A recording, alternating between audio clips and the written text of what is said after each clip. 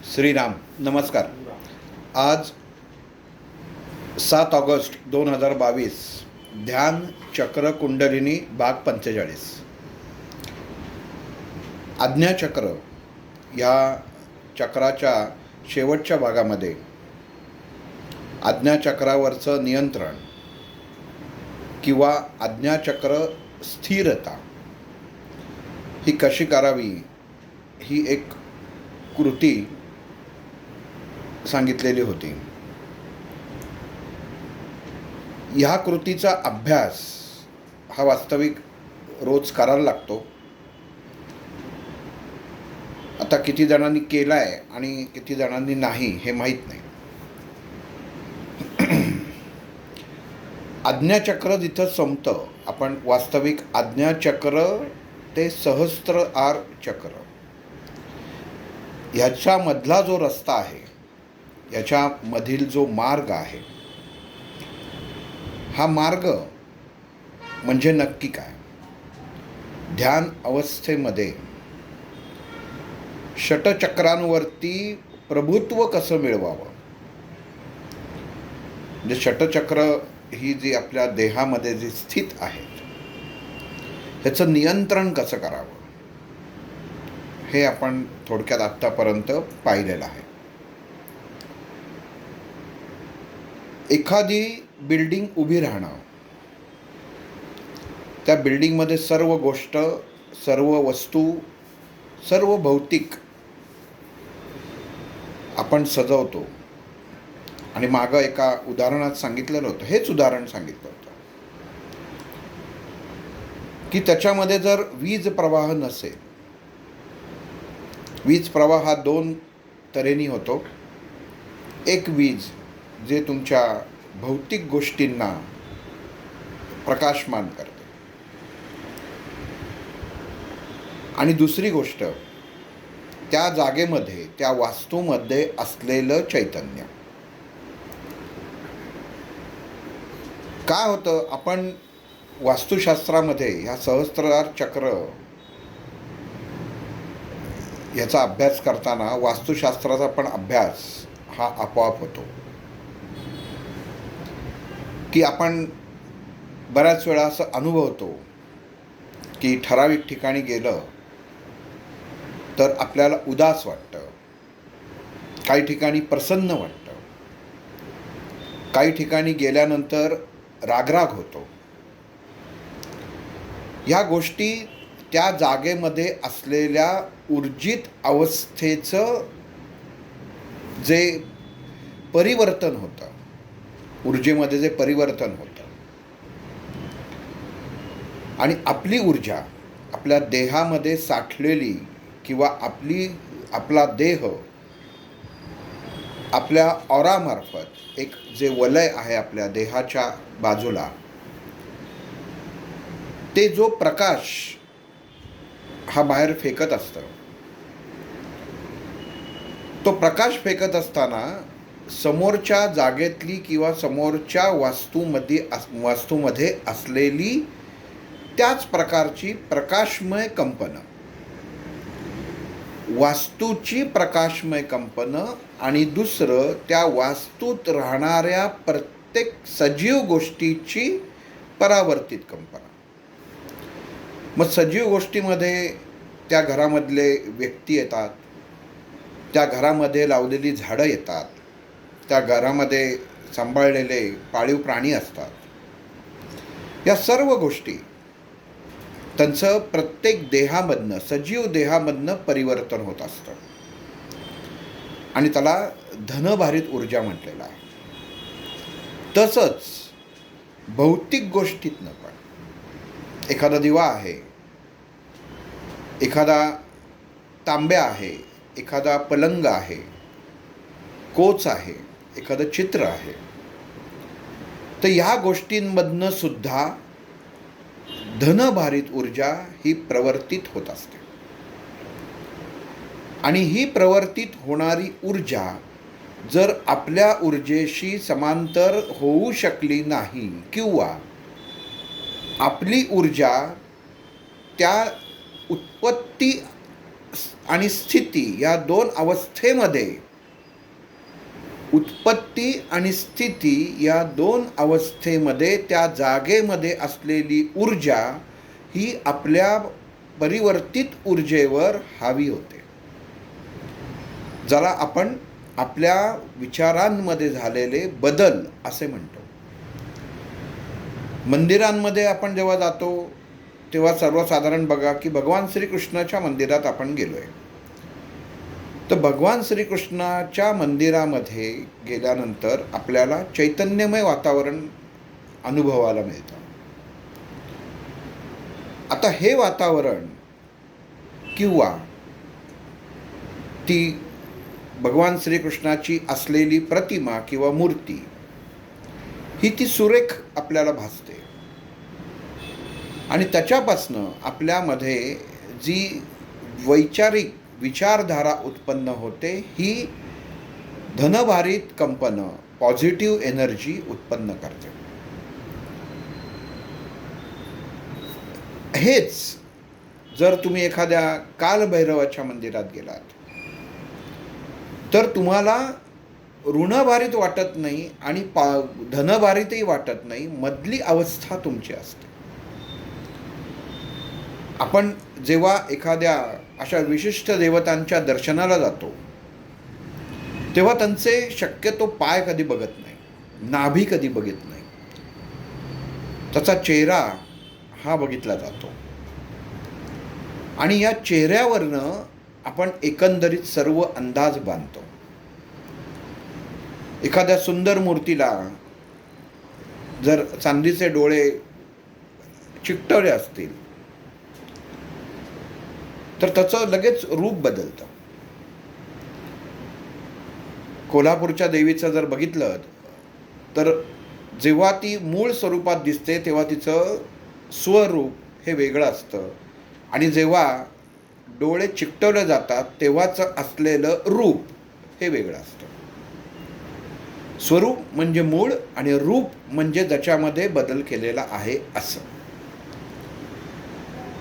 मग जेव्हा आपण आपली ऊर्जा घेऊन एखाद्या जागेत जातो किंवा एखाद्या व्यक्तीच्या सानिध्यात येतो आणि ते सानिध्यात आल्यानंतर आपल्याला काही वेळा अस्वस्थता जाणवते, तसंच काही वेळा आनंद पण जाणवतो. तर याचं कारण आहे ते म्हणजे आपली ऊर्जा आणि समोरच्या व्यक्तीची ऊर्जा ही समांतर होणं हे खूप गरजेचं असतं. आणि म्हणून हे काम किंवा हे नियंत्रण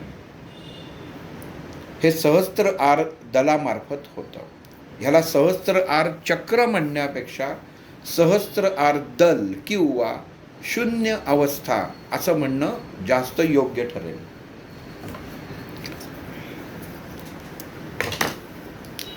तर जास्त योग्य ठरेल. सहस्त्र आणि सहस्त्रार असा उच्चार करताना सहस्त्र आर चक्र असा होतो किंवा सहस्त्रार असा मुख्यतः लिहिताना लिहिलं जातं. आता सहस्त्रार म्हणजे काय? तर सहस्त्र म्हणजे हजारो आणि दुसरा त्याचा अर्थ असा होतो की जो आपल्याला वास्तविक घ्यायचा आहे की ज्या अनुषंगाने किंवा ज्या विचारशक्तीवर चैतन्यरूपी ऊर्जा आपल्या देहामध्ये मूलाधार चक्रापासनं कुंडलिनी जेव्हा जागृत होते तेव्हा मूलाधार चक्रापासनं सहस्त्र आर चक्रापर्यंतचा प्रवास हा क्षणात कसा होतो ही ऊर्जा आपल्याला इथं बघायला मिळते.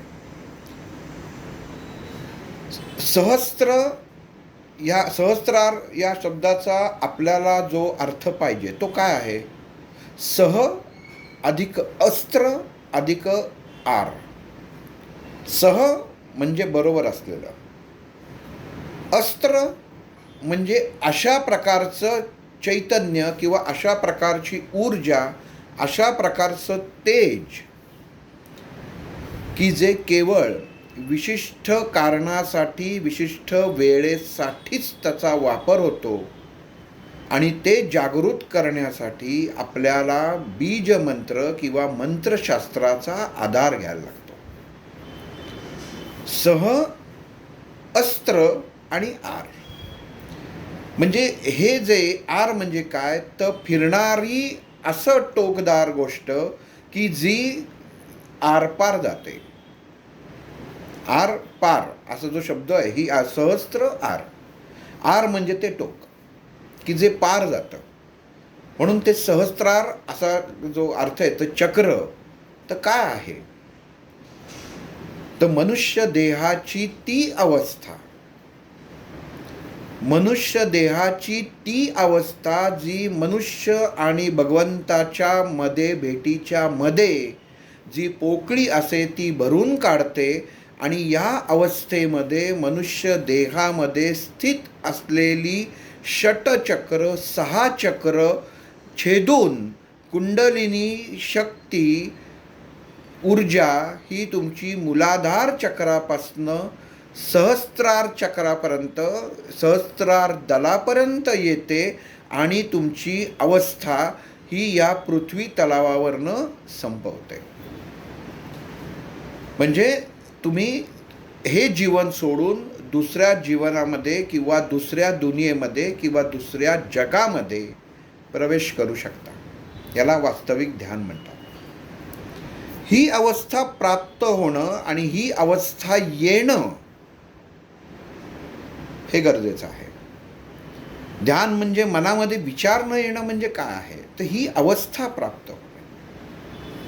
मग ही अवस्था प्राप्त होण्यासाठी सह, अस्त्र, आर. कुठलं अस्त्र वापरायचं आहे, आपण पौराणिक कथांमध्ये गोष्टींमध्ये ऐकलेलं आहे की अमुक अमुक अस्त्र होती. शस्त्र वेगळं आणि अस्त्र वेगळं. शस्त्र हे भौतिक असतं, ते तुम्हाला दिसतं डोळ्यांनी, पण अस्त्र हे डोळ्यांनी दिसत नाही. तर ते शस्त्रामध्ये ती विद्या, ते चैतन्य, ती शक्ती जागृत केली जाते आणि ती समोरच्याला मारक ठरते. मग तो फक्त काही समोरचा लढवय्या पाहिजे असं नाही, तर समोरच्या वाईट शक्तीला सुद्धा मारते. त्याला अस्त्रप्रयोग असं म्हणतात. मग हा अस्त्रप्रयोग सह म्हणजे आपल्याबरोबर असलेलं. मग बरोबर कोण आहे, तर ही षटचक्रामधली असलेली बीज आणि त्याचे असलेले मंत्र. कुठल्या वेळेला काय खर्च करायचा आहे याचं ज्ञान मनुष्याला असणं हे खूप गरजेचं आहे. कुठला शब्द, कुठला मंत्र हा कुठल्या वेळी वापरायला हवा, त्याचा वापर कसा करायचा हे कळणं गरजेचं आहे. आणि म्हणून याचा अभ्यास हवा. एकदा ऐकलं, तासभर बसलं, एकदा ऐकून झालं तर तसं नाही आहे. त्याचा अभ्यास करणं गरजेचं आहे. स्वाधिष्ठान चक्र असो, मणिपूर चक्र असो, आज्ञा चक्र असो, अनाहत चक्र असो, विशुद्ध चक्र असो, बीज किती, कार्य काय, ज्ञानतंतू काय, हे जर रोजच्या रोज जर घोकत राहिलात तर आपल्या सह म्हणजे आपल्याबरोबर भगवंतानी जन्मताच जी ऊर्जा आपल्याला दिलेली आहे त्यातली अस्त्र ही तुमची कायम कामामध्ये राहतात. कामामध्ये राहतात म्हणजे सक्षम राहतात. एखादं अस्त्र तुमच्याकडं आहे पण तुम्हाला तो मंत्रच आठवला नाही, निर्जन रस्त्याने जाताय आणि भीती वाटली मनामध्ये, आणि भीती वाटल्यानंतर आपल्याला कुठला मंत्र म्हणायला पाहिजे हे जर लक्षात आलं नाही तर तुमच्याकडं सह म्हणजे बरोबर, अस्त्र म्हणजे ते बीज तुमच्या षटचक्रामध्ये असून सुद्धा तुम्ही समोरच्या गोष्टीच्या आर पार जाऊ शकत नाही. म्हणून रोज या चक्रांचा अभ्यास का करायचा किंवा यांना जागृत अवस्थेत का ठेवायचं, तर ही बीज रोज गतिशील असली पाहिजेत. एकदा हाक मारायचे का, आपण मुलाला किंवा आईला एकदाच हाक मारतो का? नाही. जेवढं आपण हाक मारतो किंवा जसं म्हणतो की जेवढा आपण जप करू, जपसंख्या, ही सहस्त्र जे आहे, हा शब्द हा खूप महत्त्वाचा आहे. सहस्त्रदल, सहस्त्र आवर्तन, विष्णू सहस्त्रनाम, देवी सहस्त्रनाम, ही सगळी सहस्त्र नावं का आहेत? तर ती अस्त्र आहेत. मग विष्णू सहस्त्रनामामध्ये जसं नामामध्ये आपण आत्ता लिहितोय की प्रत्येक नाम हे एक अस्त्र आहे. आणि कुठल्या वेळेला कुठल्या नामाचं अस्त्र काढायचं ह्याची माहिती आपल्याला असणं गरजेचं आहे. म्हणून त्या गोष्टींचा अभ्यास करणं तेवढंच महत्त्वाचं आहे. कारण सहस्त्रार ह्या दलामध्ये आपण बघितलं की सुरुवातीचं ज्या दिवशी आपला पहिला भाग झाला की चेतन संस्था आणि अचेतन संस्था याचा परस्पर संबंध आपल्या या दलाशी, या सहस्त्रार चक्राशी, या द्वाराशी आहे. आणि ह्याच्यामध्ये इतकी ताकद आहे की एखादा असाध्य रोग सुद्धा तुम्ही फक्त तुमच्या मनाला सांगा की अमुक अमुक रोग मला नाही, अमुक अमुक रोग मला नाही, अमुक गोष्टीची मला भीती नाही. ही जेव्हा तुम्ही तुमच्या अचेतन मनाला सांगता तेव्हा काही दिवसांनी तो रोगही नष्ट होतो विना औषधी. इतकी ताकद आहे. आणि याचे दाखले आणि याची उदाहरणं ही आपल्या पुराणांमध्ये, पुराण एवढा शब्दासाठी वापरतो की पुराण वेगळं, ग्रंथ वेगळं आणि वेद वेगळे आहेत. पुराणांमध्ये हे दाखल्यांसाठी पुराण वाचावं की पुराणांमध्ये दिलेलं आहे. आणि हे दाखले समाजापर्यंत न्यायचं काम हे नारद मुनींनी केलेलं होतं. कारण त्यांना आपण जसं म्हणतो की मागच्या भागामध्ये बहुतेक सांगितलं होतं की नारद म्हणजे काय, किंवा कळीचा नारद आपण म्हणतो की काय काम आहे त्यांचं. एखाद्या गोष्टीला जसं म्हणतो ना की ठरवलं, भारत सरकारने ठरवलं की पाकिस्तान या देशामध्ये अटॅक करायचा किंवा जी रात्री कारवाई केली ती करायची, तर ती करण्यासाठी ती परिस्थिती उत्पन्न करणं हे काम जे विचार करतात त्याला नारद म्हटलेलं आहे. रामायण घडलं कोणामुळं घडलं? आपण म्हणतो कोणामुळं रामायण घडलं? कैकेयीमुळं घडलं. सीतेनी सुवर्णमृगाचा मोह टाळला नाही, तिला मोह झाला म्हणून झालं. पण तुलसीदासांनी किष्किंध किष्किंध जे त्यांचा खंड आहे त्याच्यामध्ये दोन गोष्टींचं वर्णन खूप सुंदर आहे. एक वाली आणि एक नारद. ही सहस्त्रार चक्राच्या चेतन आणि अचेतन या अवस्थेशी निगडीत आहे म्हणून सांगतोय की अवस्था कशी माणसाची तयार होते. आणि विष्णू अवतार सगळ्यांनाच माहिती आहे की रावण आणि कुंभकर्ण हे ते जय विजय राक्षसांचे पुढचे अवतार होते. बाकी आता कथा सांगत नाही कारण ती बऱ्याच वेळा सांगून झालेली आहे. आणि जेव्हा भगवान विष्णूंना यांचा निपात करायचा होता तेव्हा कारण तर घडणं गरजेचं होतं. आणि तेव्हा नारदांनी मंथरेला गाठलं आणि मंथरेचे कान भरले की तू एवढी त्याची आवडती ती त्या कैकेयीची दासी असून तुझा उपयोग काय? तुझं ऐकत तर काही नाही.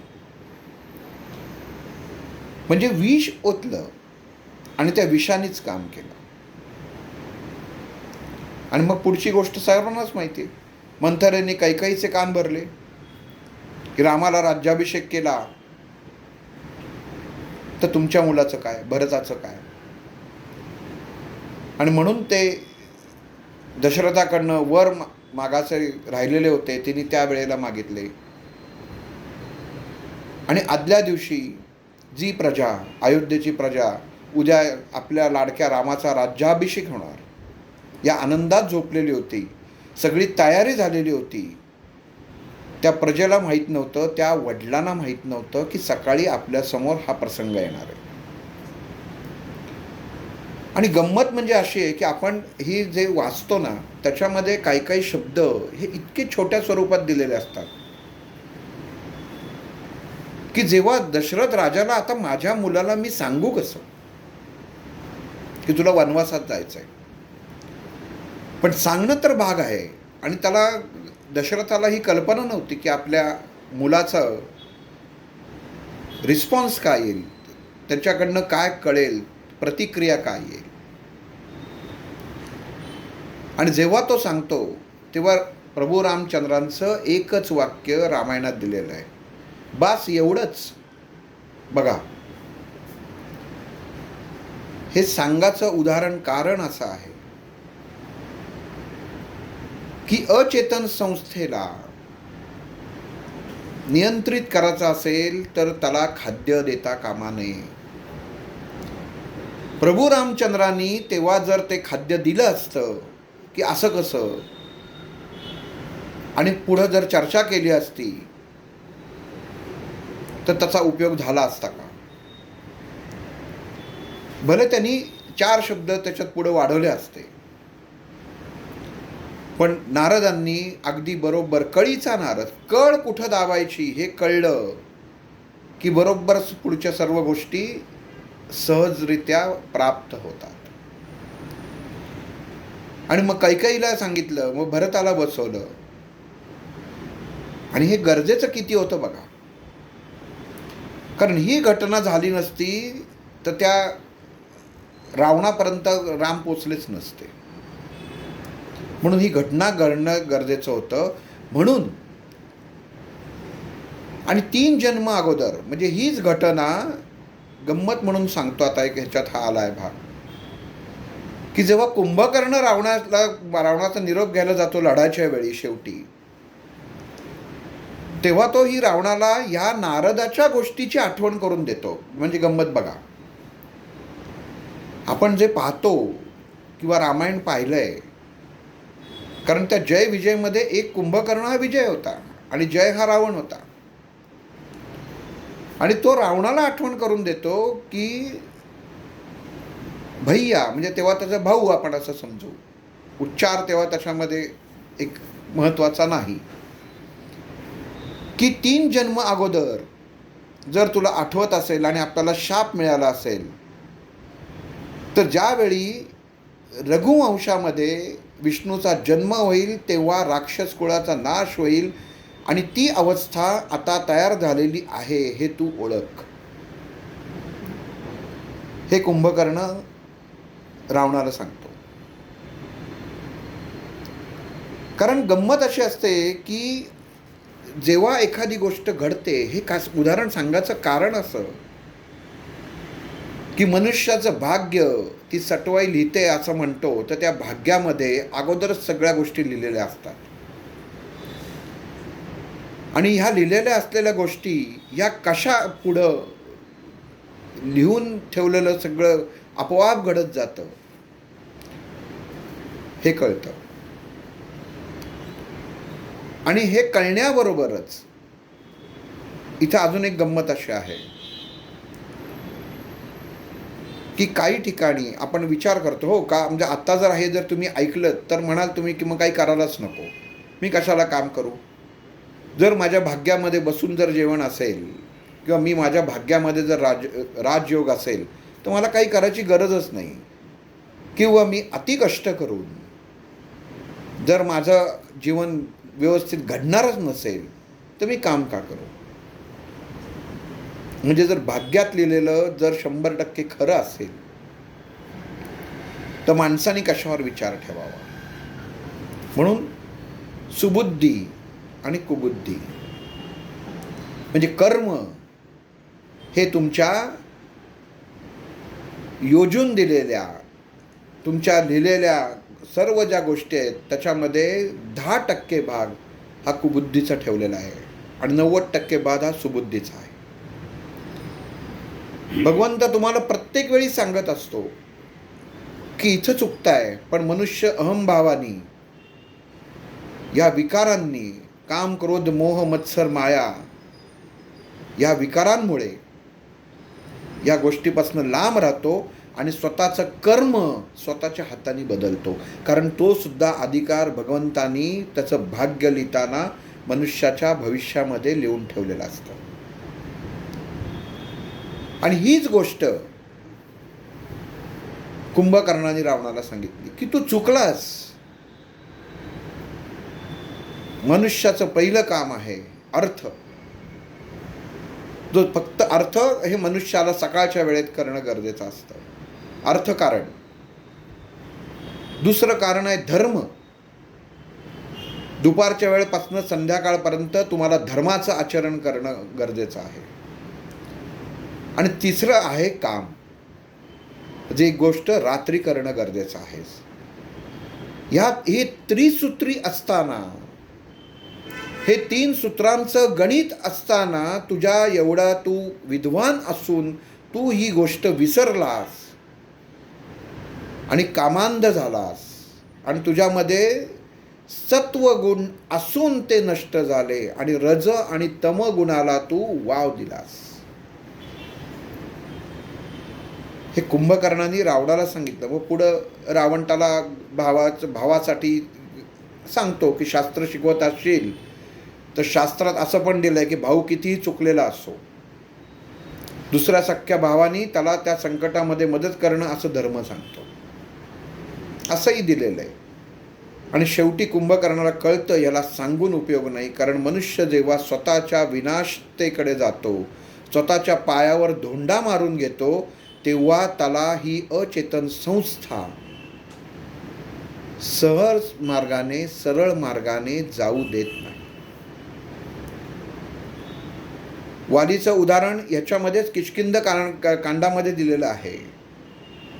हे सर्व सहस्त्र चक्राशी निगडीत आहे म्हणून सांगतोय की सर्वांना माहिती आहे वालीचा वध हा लपून केला गेलेला वध आहे.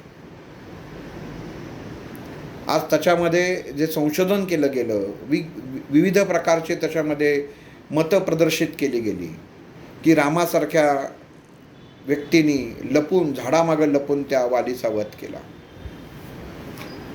आणि या सगळ्याचा शेवटी एक आधार, आणि असं म्हणतात की ज्या पृथ्वी तत्वावरती ताराच्या मांडीवर जेव्हा वाली शेवटची घटका मोजत होता आणि प्रभू रामचंद्र तिथे गेले तेव्हा त्याचा जीव जात नव्हता.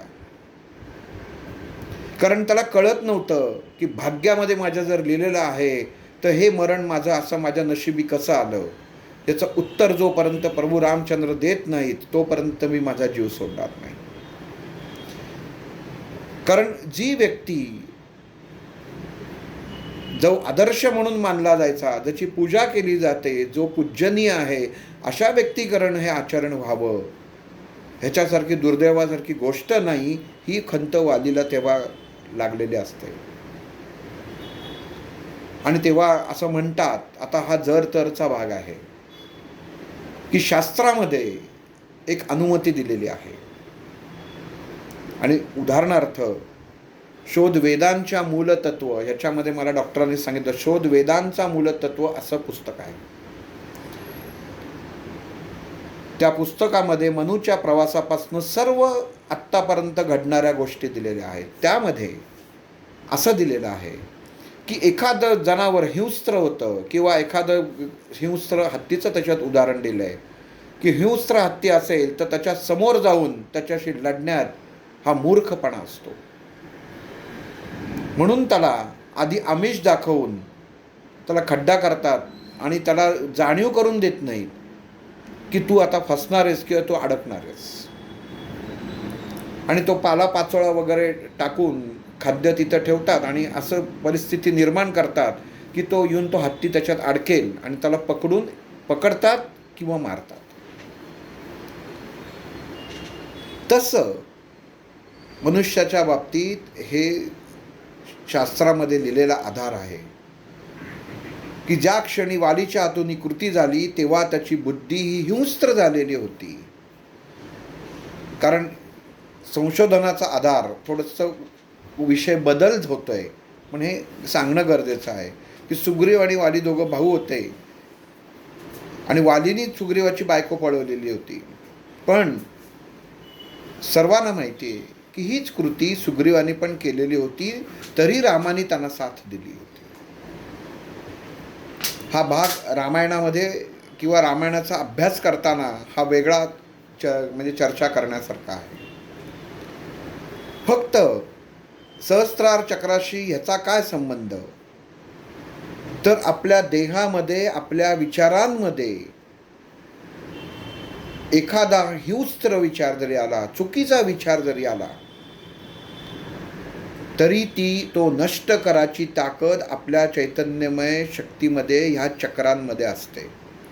आणि जेव्हा ती ताकदसुद्धा तुम्हाला ओळखता येत नाही तेव्हा मनुष्य मूर्ख बनतो आणि ह्या विकारांच्या मागं जातो आणि स्वतःचं नुकसान करून घेतो.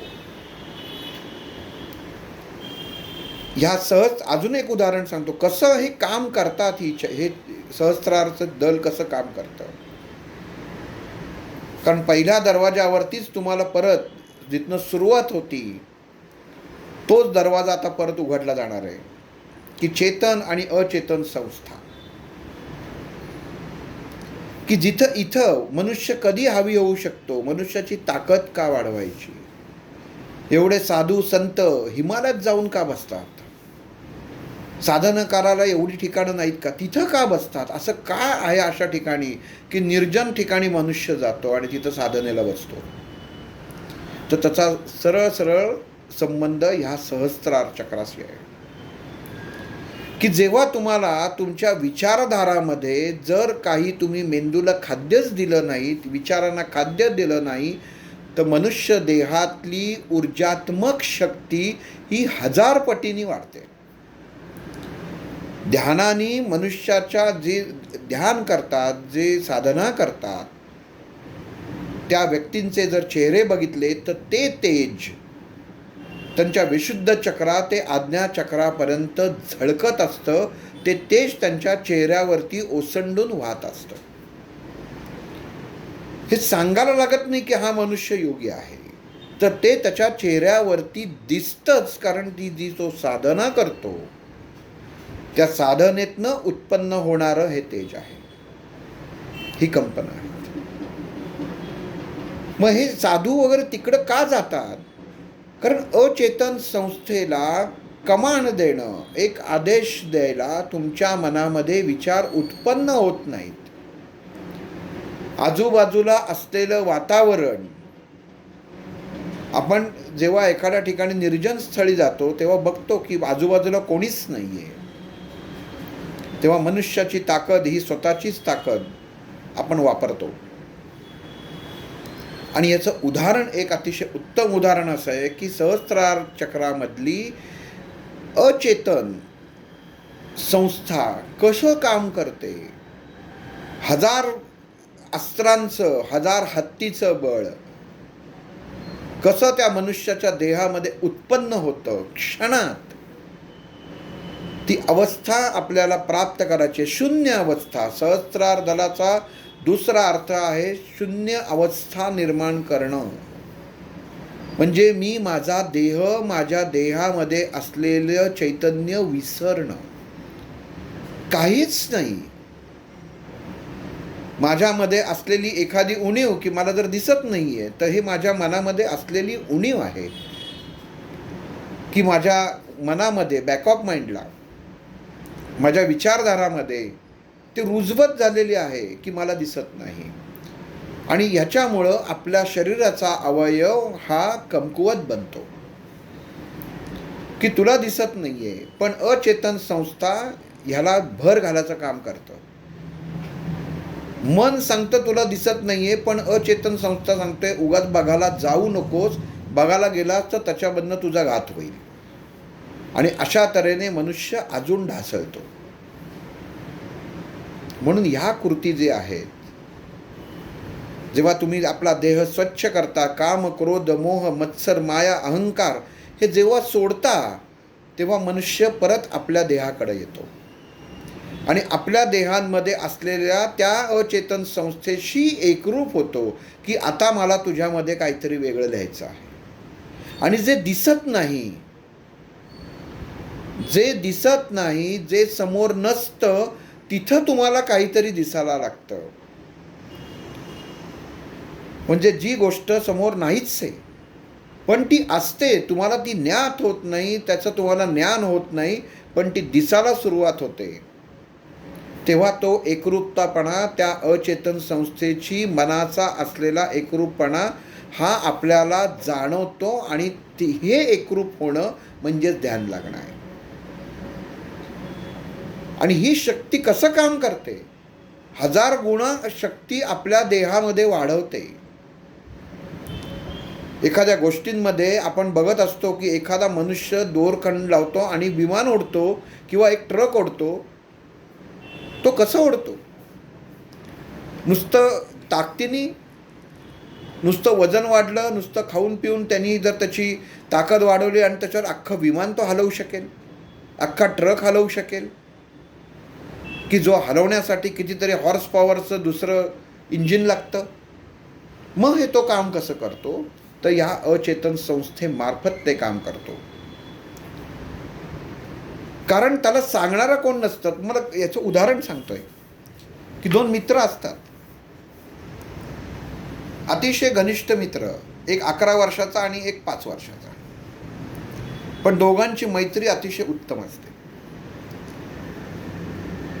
आणि या मित्रत्वामध्ये प्रत्येक गोष्ट एकमेकांना वाटून, विचार एकमेकांना सांगून, गावात फिरायचं तरी एकमेकांच्या हातात हात घालून, त्या मोठ्या मुलाच्या खांद्यावर बसून हा लहान मुलगा फिरत असतात. म्हणजे इतकी घट्ट मैत्री असते. आणि दोघं असं ठरवतात की एक दिवस आपण आपल्या गावाच्या बाहेर फिरायला जावं. आणि दोघं गावाच्या बाहेर फिरायला येतात.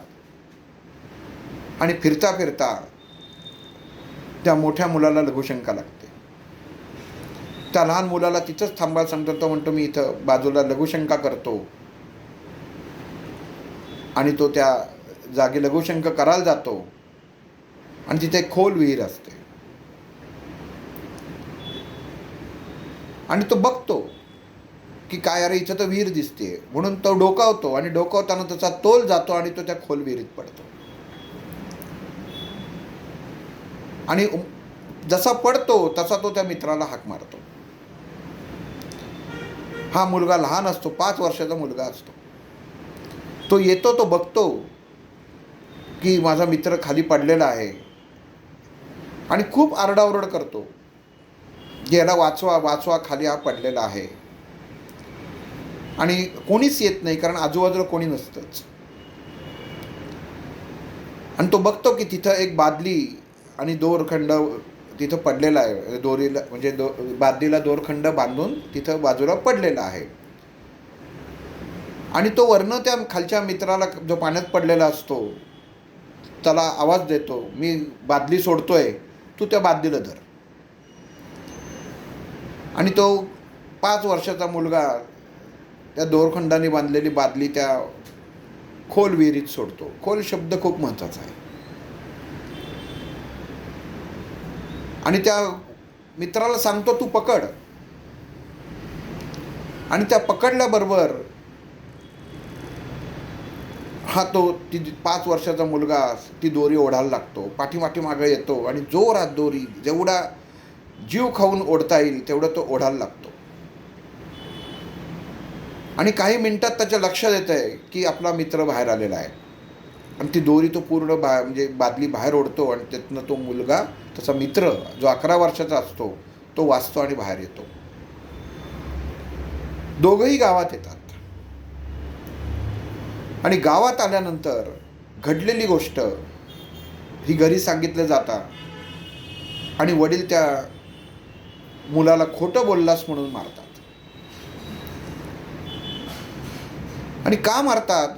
तर ते म्हणतात, अरे तू 11 वर्षाचा घोडा आहेस, तो फक्त 5 वर्षाचा आहे. त्याला साधी भरलेली अर्धी बादलीसुद्धा उचलता येणार नाही आणि तू काय कुठं सांगतोस त्यांनी तुला बाहेर काढलं. म्हणून छोटं गाव असतं, चर्चा होते आणि मुलगा हा खूप संस्कारित असतो, हुशार असतो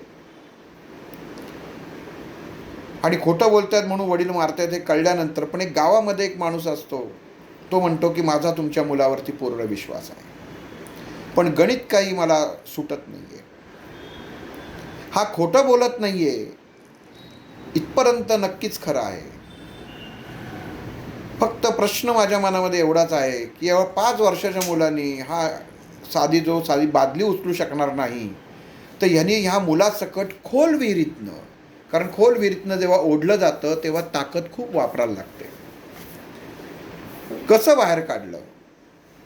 आणि हा प्रश्न त्यांच्या मनामध्ये खात असतो आणि त्याचवेळी गावामध्ये एक ज्ञानी व्यक्ती येते आणि हा प्रश्न त्या ज्ञानी व्यक्तीला विचारला जातो की सदर घटना अशी पूर्ण घडलेली आहे.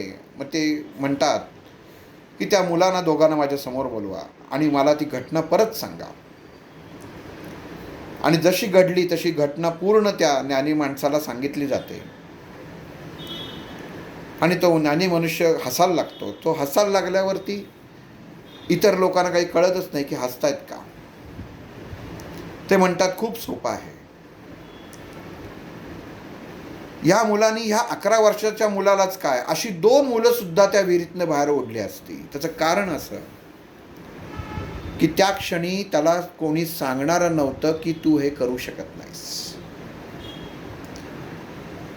जर कोणी सांगितलं असतं त्याला की तू 5 वर्षाचा आहेस, तू अमुक व्यक्तीला तू ओढू शकत नाहीस, तर त्याच्या मनामधली ती शक्ती जागृत झाली असती आणि तिने देहाला सांगितलं असतं की हे काम आपल्याकडनं होणारं नाही, हे आपला आवाक्या बाहेरचं आहे. आणि ह्या गोष्टीचा हा मतित अर्थ आहे की ज्या क्षणी त्या मुलाला कोणी सांगणारच नव्हतं आणि कोण सांगणारं नाही म्हटल्यानंतर त्या मुलाच्या देहामधली असलेली शक्ती सहस्त्रपटीने वाढली, 1000 पटीत वाढली आणि तिने त्या मुलाला, त्याच्या मित्राला लीलया बाहेर ओढलं. गोष्ट सांगायचं कारण असं की आपण रोजच्या जीवनामध्ये विचार करताना नको त्या गोष्टींचं खाद्य आपल्या अचेतन मनाला देत असतो. मला हे मिळालं नाही, मला ते मिळालं नाही, मला अमुक सुख नाही, माझ्याकडे अमुक ड्रेस नाही, माझ्याकडे अमुक पॅन्ट नाही, माझ्याकडं ही गाडी नाही, माझ्याकडं हा अमुक फोन नाही, माझ्याकडं खायला ही गोष्ट नाही, मला आवडते तरी मला मिळत नाही. ह्या प्रत्येक गोष्टीमध्ये तुम्ही तुमच्या अचेतन मनाला, अचेतन संस्थेला क्षणोक्षणी हे सांगत असता की ही या गोष्टीच्या बाबतीत मी दुर्बल आहे. म्हणजे आता कॅडबरी खायचं जर मनात आलं तर कॅडबरी विकत घेऊन खाऊ शकत नाही का. पण त्या क्षणी आपल्या मनामध्ये असा विचार येतो की नाही, मला आत्ता कॅडबरी खावीशी वाटते पण मी ती खाऊ शकत नाही. आणि तुमच्या मनामध्ये ही गोष्ट अचेतन मन, तुमचं अवस्था ही सांगते की तू हे करू शकत नाहीस, तू खाऊ शकत नाहीस. आणि मग जेव्हा कोणीतरी तुम्हाला ती कॅडबरी देतं किंवा घरी गेल्यानंतर कॅडबरी मिळतं, ते खाल्ल्यावर तुमचं मन स्वस्थ होतं, त्यावेळी अचेतन संस्थेचं असलेलं वर्तुळ पूर्ण होतं, कारण तेव्हा ते सांगतं मला मिळालं.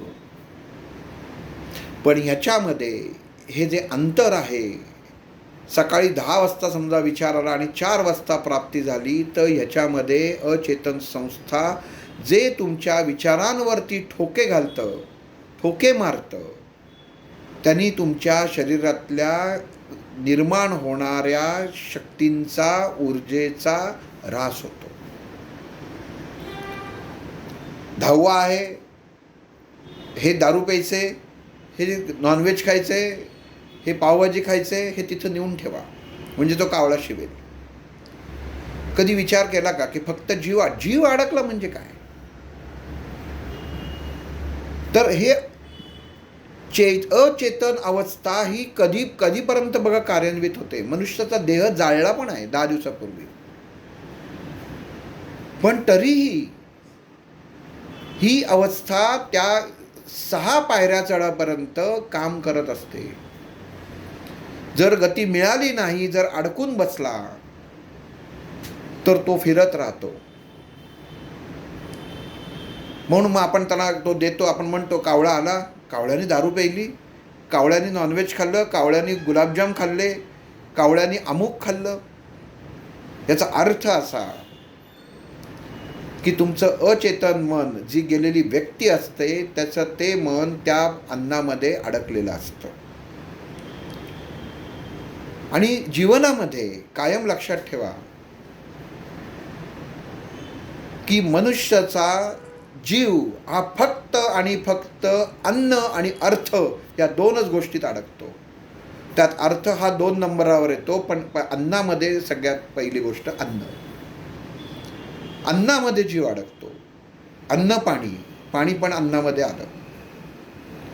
आणि ह्याच्यामुळं ती पुढच्या ह्याला जात नाहीत, गतीला जात नाहीत.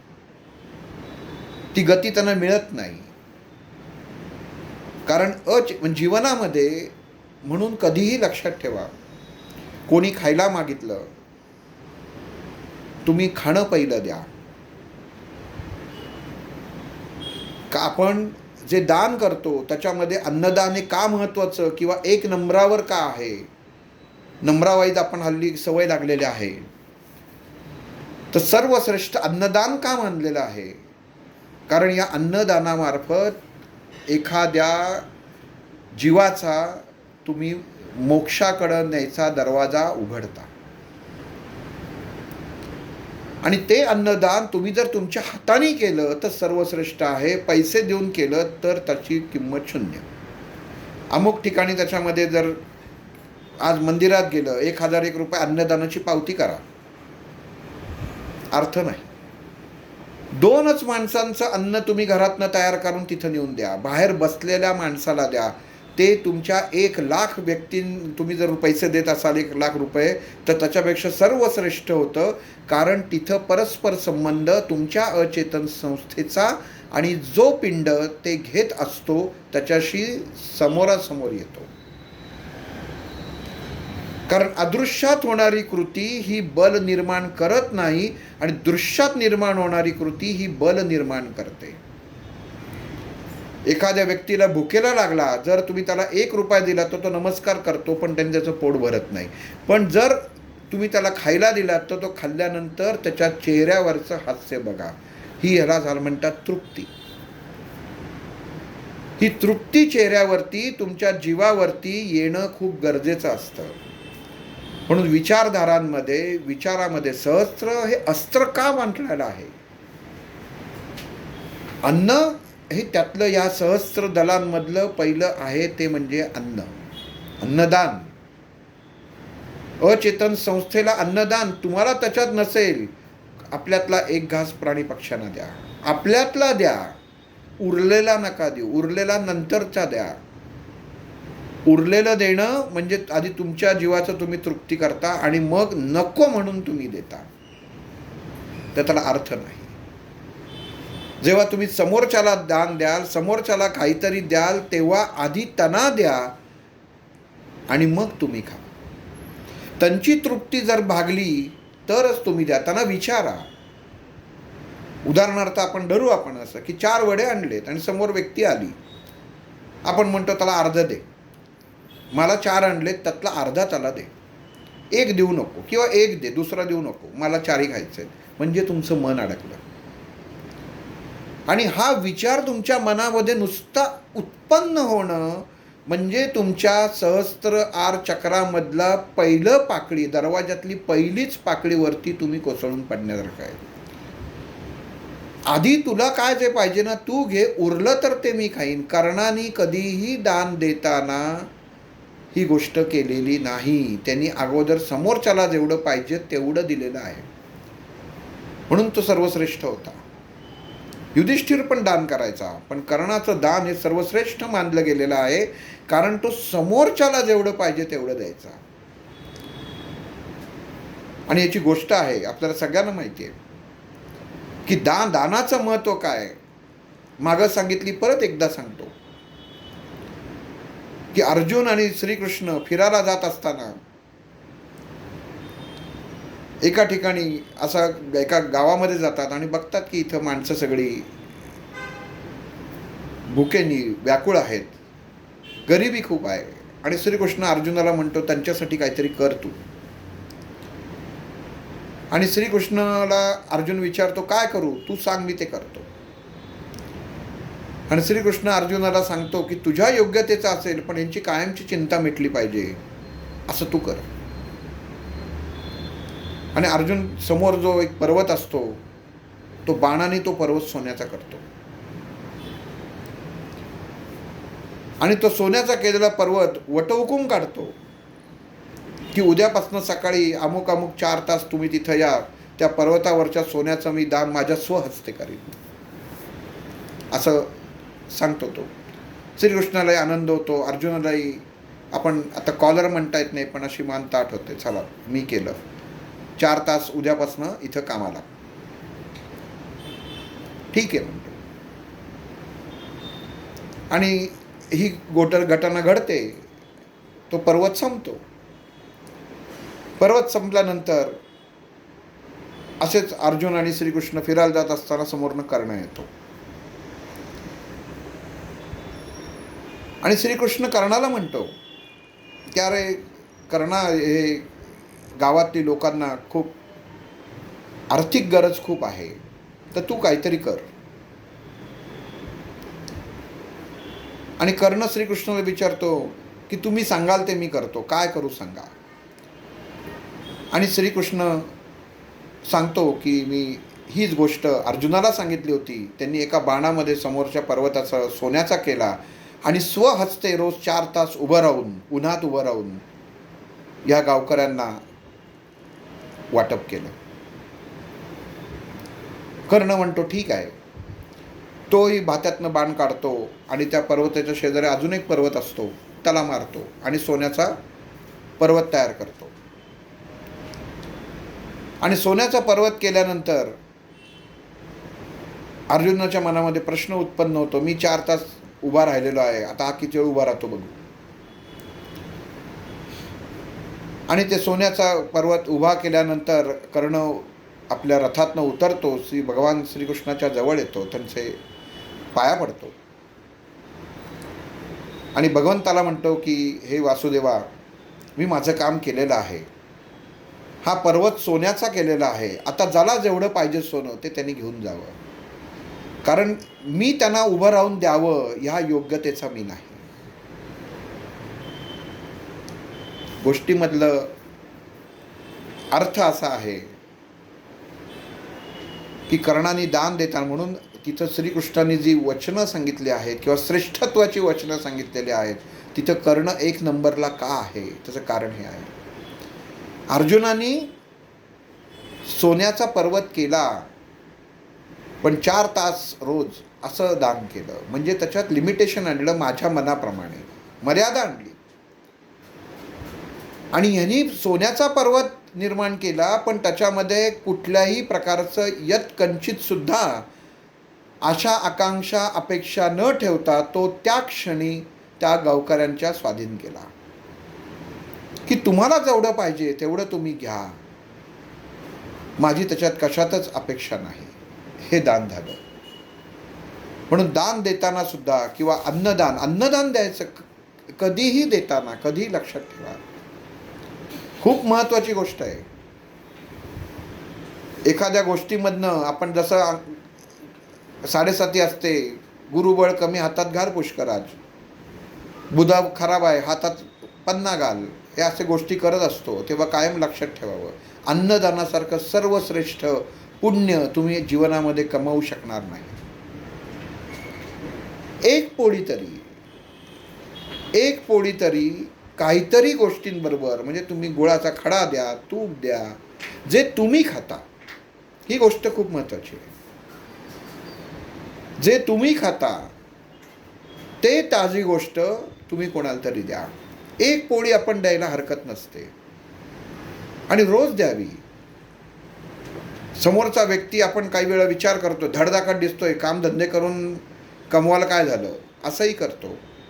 पण तो विचार करण्याचा अधिकार तुम्हाला भगवंताने दिलेला नाही. त्या माणसाला तुमच्यासमोर भगवंताने आणलेलं आहे, याचा अर्थ असा की तुमच्याकडचं जेवण आज त्याच्या नशिबी आहे. अचेतन संस्थेचं कामच आहे, कसं त्याला आपल्याला वळण लावायचं आहे, काय सोडायचं आहे. 1000 दलं आहेत, 1000 दलांचा अभ्यास करायचा आहे आपल्याला 5 आठवड्यांमध्ये. आणि ह्या दरवाजाचा पहिला दरवाजा आहे अन्नदान,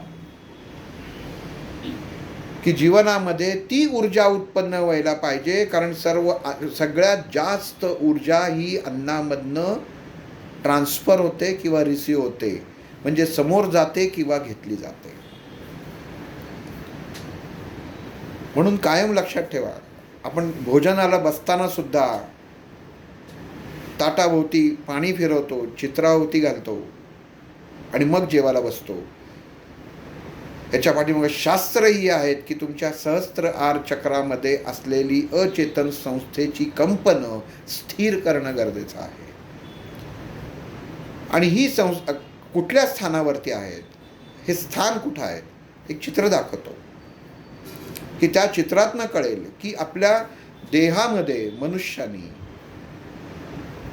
ऋणभारित देह आणि धनभारित देह हा कसा दिलेला आहे. तुम्ही जेव्हा आता मला बघताय तेव्हा कृपया एक गोष्ट लक्षात घ्या की मी जेव्हा उजवा हात हलवतो तो तुम्हाला डावा दिसणार आहे, कारण ते मोबाईलमध्ये सेटिंग मी केलेलं नाही आहे, मला ते माहीत नाही आहे. पण कदाचित मी उजवा म्हणतोय आणि तुम्ही नंतर बघताना म्हणाल उजवा म्हणतात आणि डावा हलवला, तर तुम्हाला दिसताना बरोबर विरुद्ध दिसणार आहे.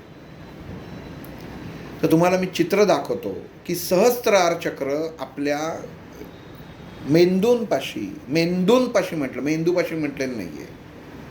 छोटा मेंदू, मोठा मेंदू आणि याच्यामध्ये जो छेद उत्पन्न झालेला आहे, याच्या भोवती असलेलं आवरण, ही सहस्त्र दल ही कशी दिसतात आणि एक्झॅक्टली नक्की त्यांचं स्थान कुठलं, हे जे मी जे चित्र दाखवणार आहे, हे चित्र 1963 साली एका पुस्तकामध्ये आलेलं आहे, जे आम्हाला शिकवताना आमच्या सरांनी आत्ताच मला ह्याचे फोटो जे होतं ते ऐकून पाठवलेले होते.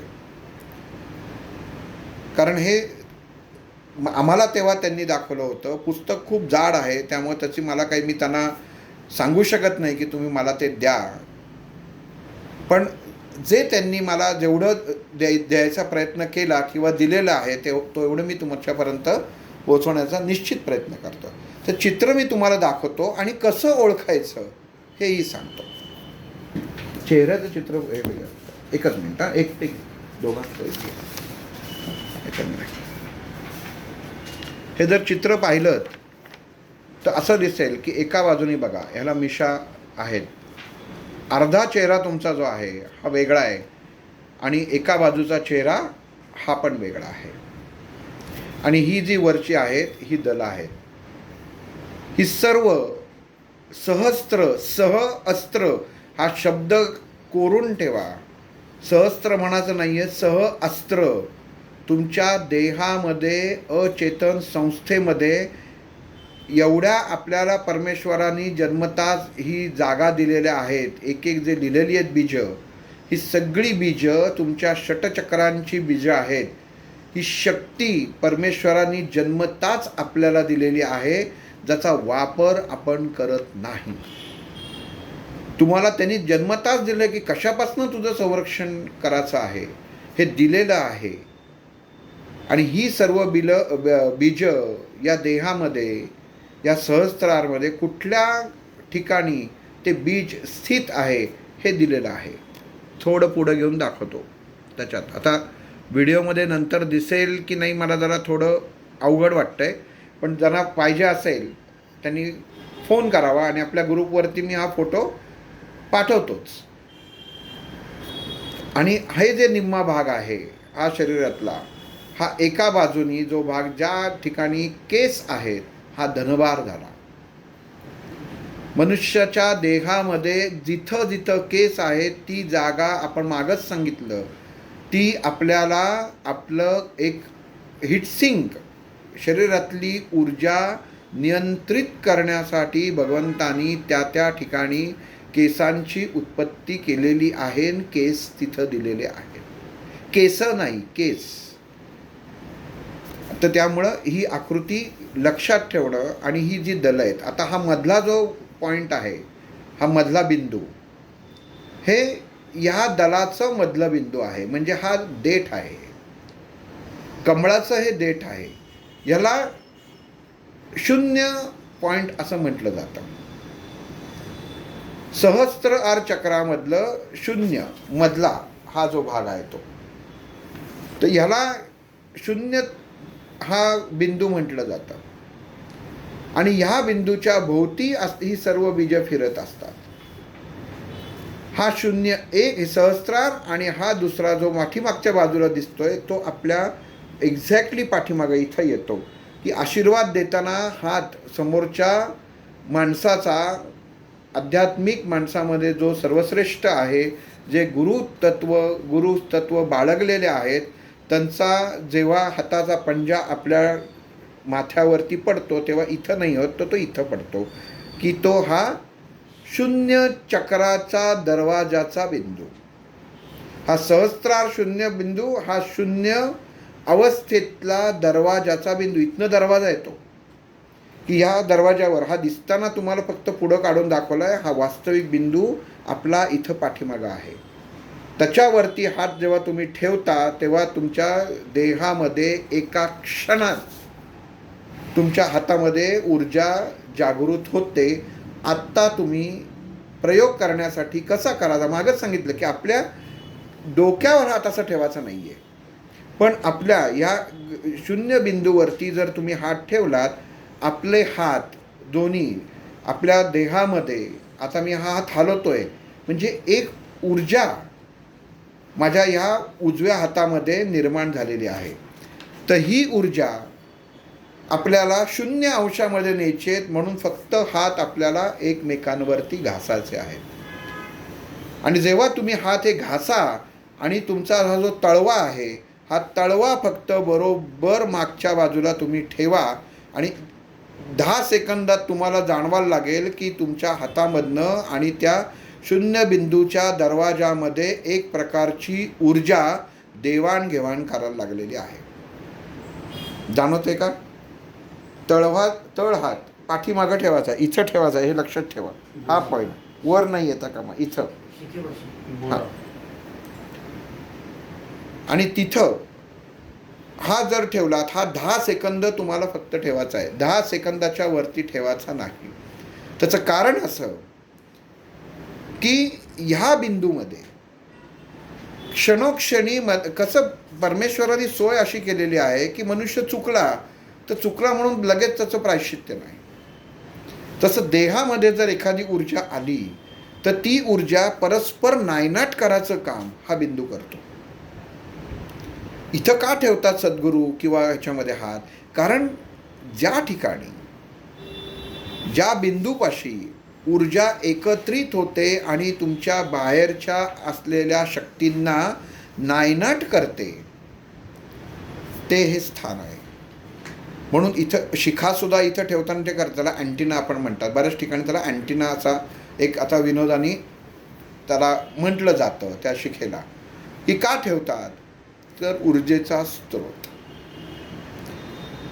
स्त्रियांना जेव्हा वेणी घालतात तर तेव्हा वेणी घातल्यानंतर तो जो स्रोत असतो तो त्याच ठिकाणी बरोबर उत्पन्न होतो. ज्यांचे केस लांब आहेत त्यांनी एक दिवस वेणी घालून बघावी. आणि वेणी घालाच्या आधी त्या ठिकाणी आपला तळहात, उजव्या हाताचा तळहात, डाव्या हाताचा नाही, तळहात तिथं ठेवून ऊर्जा पाहावी. आणि वेणी घातल्यानंतर ऊर्जा तिथं पाहावी. कारण इथं तुम्हाला कळणार आहे की तुमच्या देहामध्ये ऊर्जा काय वावरत आहे. दुसरं एक चित्र दाखवणार आहे, जे ज्ञानतंतू विशुद्ध चक्रातनं आज्ञाचक्राद्वारे ह्या सहस्त्रार चक्राच्या भोवती फिरतात. तर ते सर्व ज्ञानतंतू कसे दिसतात ते दाखवतो. हे असे दिसतात, असं फिरतं ते.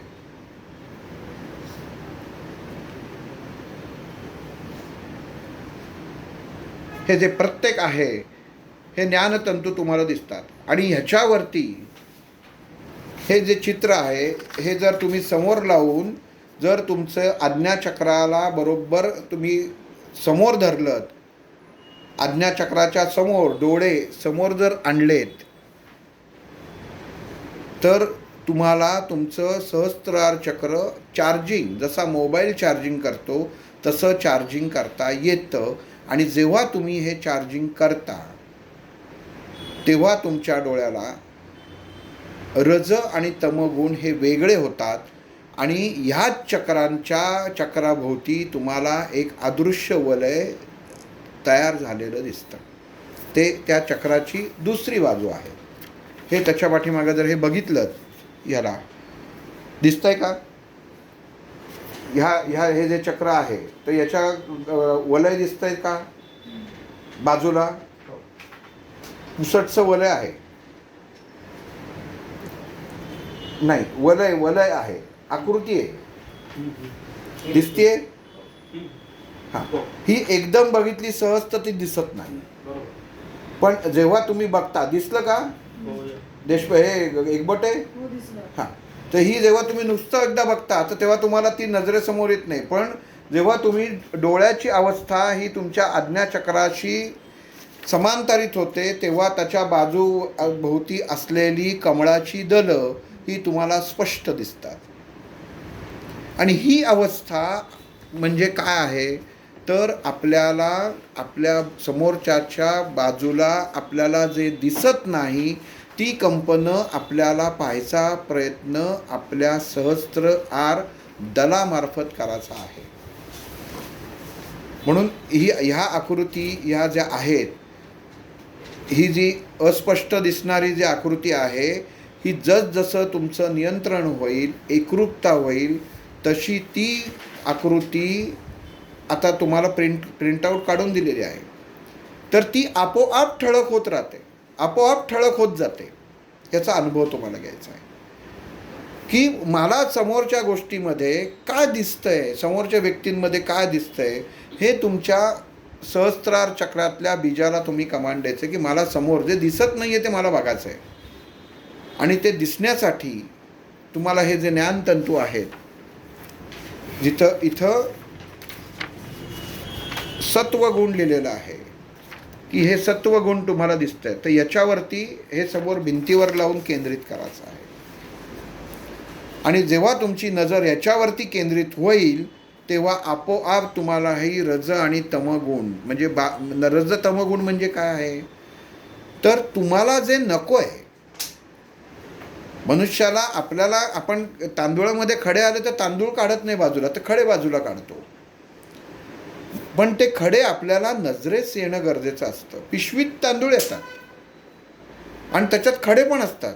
पण असं होतं का की चला रे पटकन मी हातात घेतलं तर सगळेच खडे आले, तर नाही. तर तुमची नजर तुम्हाला स्थिर करायला लागते तेव्हा तुम्हाला त्या तांदूळातला खडा दिसतो आणि आपण एक बाजूला काढतो. तसं जेव्हा तुम्ही तुमच्या अचेतन संस्थेशी एकरूप होता आणि हे एकरूप होण्यासाठी ही आकृती समोर आपल्या चिकटवायचे आणि त्याच्यावरती तुमच्या एक ढांग पाठीमागं बसायचा आहे समांतर. जमिनीवर बसलात तर आकृती वरती चिटकवायची नाही आहे, खाली चिकटवा. आणि ही स्थिती सगळ्यात उत्तम खुर्चीवर बसण्यापेक्षा, कारण तुमच्या पाठीचा कणा हा तेव्हा बरोबर तुमचा देह असा 90 अंशाच्या कोनामध्ये राहतो. आणि तुमचे जे डोळे आहेत ते डोळ्याची कृती काय करायची आहे ते सांगतो. आपल्या नाकाच्या शेंड्यावरती आपले डोळे केंद्रित करायचे आहेत. ही आकृती समोर लावायची, पण त्या आकृतीकडं बघण्याच्या अगोदर आपल्या नाकाच्या शेंड्याकडं हळूहळू डोळे आपले घ्यायचे आहेत.